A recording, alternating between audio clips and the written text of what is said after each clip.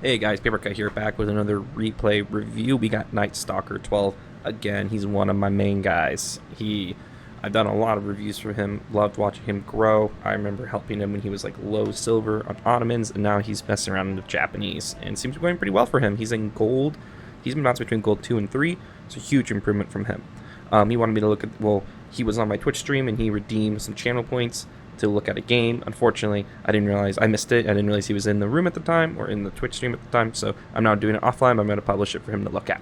So we have Japanese against Byzantines. Here's the big thing about this matchup. To me, as someone who's played a fair amount of Japanese, you kind of have two options here against Byzantine. You either do a Dark Age rush to kind of set them over, to put them off kilter, to make them kind of confused. And I can kind of explain that Dark Age Samurai Rush opening here in a second. The other option you have is, in my opinion, to go like a quick second TC and try to kind of outboom them. Which is tough because if they catch you going second TC, they might all in you and you have to defend, and that can be really difficult. It's hard to fast castle against Byzantine because they can defend so well, and it makes it really hard to punish them if you fast castle. And if they catch you fast casting, they can get units to your base pretty quickly because of their production speed bonus, and they can kind of ruin your day, especially if a gold like this far forward. They'll send horsemen, raid your gold, and keep you off gold. Even if you have a tower, those keep sending horsemen in to keep you off into the tower so you don't get enough gold, and then when the longbows show up, it's donezo. Unless you get 2 towers up, which is a really big investment. All that is to say that this matchup can be difficult for Japan.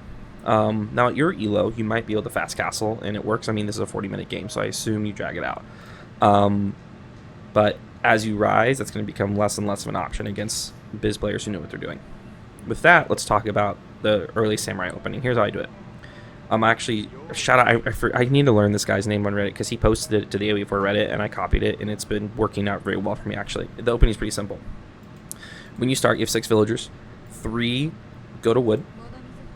3 go to sheep, but then you pull 1 off of the sheep and go build a house like you're doing here. Then you just rally to sheep. The 3 villagers on wood should do 1 drop off of wood, and then you leave 2 on wood, and they do 1 more, and you pull 1 off and put them to sheep, so then you have 2 on wood, and they'll do 1 drop off, and that should give you enough wood to do a barracks. The villager who is on berries drops the barracks, and you can build basically up to 3 or 4, you can build up to 2 or 3 samurai. The goal would be only to have to make 2 to make this effective, but you can make 3 if you want, because you have the gold for it. Each samurai costs 20 gold. And you just keep rallying to food. Your scout needs to do a beeline towards the enemy base, so exact opposite of yours, and see if you can find the berries. Tower, and this is amazing to tower. Holy shit. His gold, his berries, and his wood line, and his next gold are all forward. So this would have been an insane towering opportunity. This is very, very open from him. You could put a tower here, block his wood line and his berries, and that's almost GG for him in a lot of ways. But what you do is, the second you queue up your samurai, you pull 5 villagers off of sheep and put them on the wood, and you just shift click them to the straggler trees. And then you send that villager who built the barracks forward with the first samurai. And so these villagers are going to gather wood, and you get 100 for the tower, then 50 for another house, and then 50 for your gold. At that point, you then send those 5 villagers to gold, and then you just keep rallying to food. If you need to make 1 more samurai, you can. But hopefully you can just do it with 2, and you defend the villager as they tower, and you can either bring the villager back, or you can leave the villager forward if you then want to try to tower somewhere else. And the beauty of a tower rush by Japan is that when you age up, you already have the stone to upgrade the tower. I mean, when you age up, I suggest you age up with like 6 or 7 villagers to try to catch up.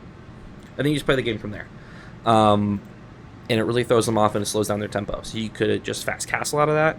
I like to keep the pressure on. I'm more aggressive, so I like to keep the pressure on. And a big thing you do is, as they will often respond with like heavy longbows or heavy archers. If they do that, then, because spearmen or horsemen won't take on samurai. If they do that, you drop stables in the back, and you mass horsemen. You try to catch them with the massive horsemen. You don't want to send like 1 horseman forward to attack archers. You want to wait till you have like 8, so that when you hit them with it, they just wipe the archers, and then you're good to go. And then you can run a comp of samurai, anas, and horsemen. And basically what you do is, as you continue adding to food, as you age up, you should have like 7 or 8 on wood. And those wood villagers allow you to keep adding production, and you just keep adding to food, and then if you do gold, you just keep adding. You get your upgrades, you keep getting food, you go out on the map, And you just keep making units if you want to pressure and feudal. So that's my explanation. I took a lot of time doing that. So let's just get into your game. If you want 2 TC, my suggestion you do the quick 2 TC opening where you send 3 to gold. You do 1 round of gold gathering and you send a stone, and then you split food and stone villagers basically. And that allows you that when you hit 350 stone, you have enough gold to age up. And then you just rush wood, go into feudal, and you go second TC. Good sheep gathering, holy shit. I hope you saw this, like, damn, that's like wide open. But I'm guessing we're gonna fast castle here.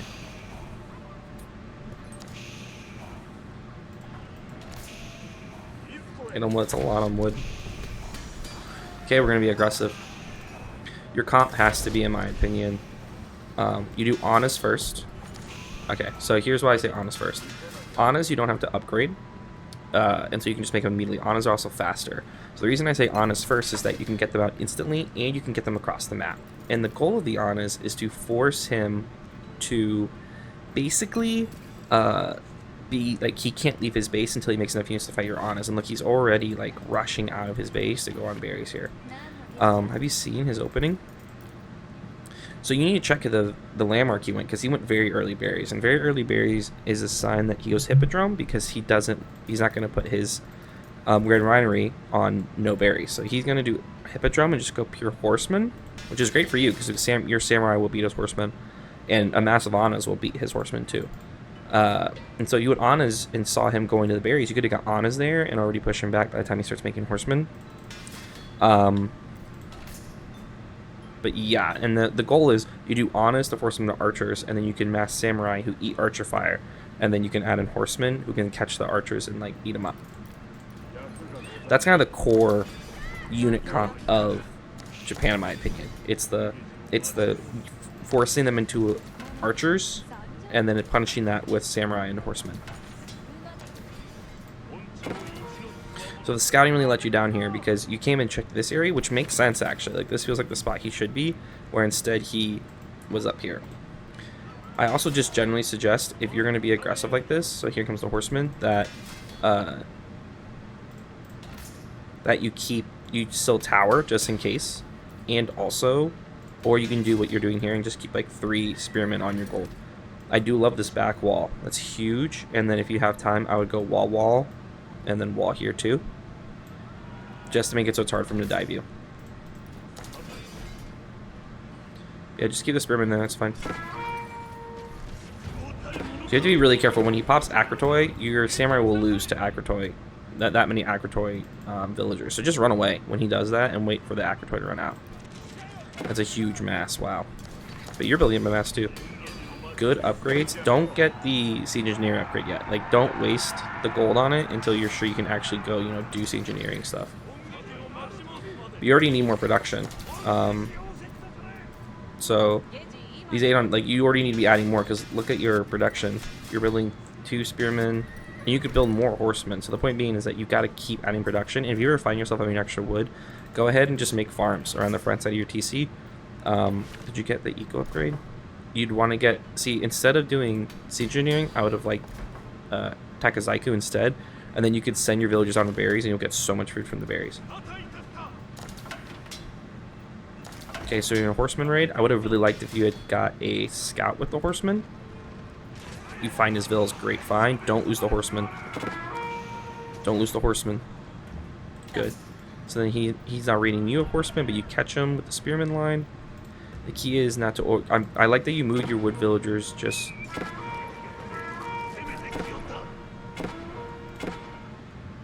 Okay, there's a lot going on. So, hey, I just want to say, your control of raids is so much better than it used to be. I mean, you used to never raid. Like, literally, you used to never raid. And now you're raiding, and raiding away, you're not losing horsemen. Like, that's huge. And you're putting so much pressure on him. He's off food right now. And he's playing really scared. So that's good. He's even bringing his army back because he doesn't like what you're doing with the horsemen here. The key is continue to mass. So it looks like you're about to hit, you're going castle. I don't know if you're going to castle on purpose, but if you had just kept massing, here's the key about if your raids are this effective. If you just keep massing, you will outproduce him, and you could have just had a military advantage and just ended the game in feudal. In this case, go. Controlling the horse right now, aren't you? Okay, so this is when the raids are hurting you to your detriment. I like what you're doing here, but you have 11 villagers idle. You need houses, and you're losing your next wave of units. And you could have caught this horseman raid. So it's priority. Like, you've done the job of the raid, which is getting them off berries and forcing them out. These horsemen should have ran to this corner while you go home and, like, do the stuff you need at home. It has to be a rotation. If all you do is micro raid, you're going to lose so many potential resources at home. Like, you're losing a lot right now at home. So in the way, you're hurting yourself more than you're helping yourself via this raid, is the way to think about it. Okay, now it's too late to fix the wall. Now you can't catch him with the spearmen. You had a golden opportunity there to repair the wall and run up behind with spearmen and kill all his horsemen. I like the split idea here. Move the horsemen farther away. Like in the corner. Like, I'm serious. You're gonna lose them if you don't. Get these guys back on wood ASAP. Whenever I'm pop kick like this, but I'm making a lot of units, like, you know, you're producing out of 4 barracks, you drop like 4 houses at a time. See what I mean right here? He knew your horseman was here. It's not that far away. That's why you want to pull them all the way over to the corner, so he's less likely to find them, or hide them in like a stealth forest. Okay, horseman threat neutralized. Now you're not going castle because you just invested. But look at this, dude. You've been doing so well, and then you queued up 7 horsemen in 1 stable. You might not have realized you only had 1 stable. But that's why you need to be continuing to add both stables and barracks. Like, keep adding both continuously, and you would have been in a lot better spot. But I kind of like this feudal build from Japan. A lot of people kind of shit on Japan's feudal, and I agree it's not the best, but so many people just expect Japan to play fast castle that if you could really commit to feudal, you'd be surprised what you can get out of it. And I think that's the key about being successful in this sort of thing, is the commitment. Like, you are putting all your resources in the feudal, while they might be like, nah, I kind of want to go castle. And if you catch them trying to save resources, you can do so much damage. Okay, are we rallying forward? We're not rallying. We are rallying forward, hell yeah. But this is what I mean about dropping. Once you start doing this mass production, I would drop like 6 houses, and I would add more production. 2nd stable, nice. But you're making horsemen, but not other units. Look at your resources right now. You should be making every unit. Like, WE, like, just massing samurai and honest. You also, the second you can, you want to get the daimyo manor, because the second you can add the katana bannermen to your samurai and anas, they become so much better. So much better. It's so worth it. And you see an immediate bonus, because then you just start slicing through them like butter. Honestly, it's crazy. We have Taiziaku. We gotta get Taiziaku. You've got to, especially when you have this many on farms. It's really, really helpful. Horsemen should never lead the charge. Or always have your samurai on as go first, and then bring the horseman onto the side and then behind. Okay, so entering this, you did an A move. It looked like you clicked on the lumber camp. You clicked on a unit on accident. You have to click A and tap in no man's land, because you gotta let your samurai just swing. And then the goal is you grab like a group of them and you start hunting for villagers elsewhere. But since you just took a lot of damage because you didn't let them fight, you accidentally had them clicked on things, which is really hurting your ability to do damage with them. Yeah, and this is why you want a huge horseman mass, because if you attacked the samurai and then came in the back of horseman, like, the horseman is the squish. The point of a horseman often in this comp is that you want the samurai to be pushing and he's kiting, and then the horseman coming from the back, you make a sandwich, and then he just dies. That's the goal with the horseman in this comp, not the front line. And also for raiding too. 9 is too many on gold. So you have to decide here, you're going to commit and rush castle. If you're going to commit, drop another barracks, another stable. Look at your eco. Like, I'm serious. Keep dropping production. Don't stop dropping production. The beautiful thing about Lippening has so much food that you can just keep going on berries and stuff and just vacuum up food. See how much more effective this fight's going when you're letting them just swing on them. Also, you're not under 3 towers and a TC, which was honestly tearing you apart. But you're keeping him in his base, which is really hurting his eco, while you're on deer and stuff, which is great. You want to get the survival techniques in the Taiziaku as well, by the way. But yeah, all your other eco upgrades, which is good. It's about just pure massing. Also, as I said, but as you get wood, feel free to just add farms around the TC. Okay, so you should put, since you already have so much production, you should put the a Yoroshiro just into forges. Just put them into forges so you have passive gold. The beauty of Japan is that you can get enough relics in Yoroshiros and forges that you can get so much passive gold. You can just be pure on food and just mass infantry. Those are upgrades. So you need way more on gold when you age up like this. You need like 15 on gold at first until you can get relics and stuff.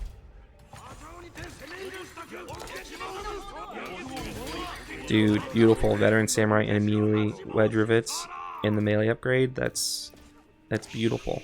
I want to cry. It's beautiful.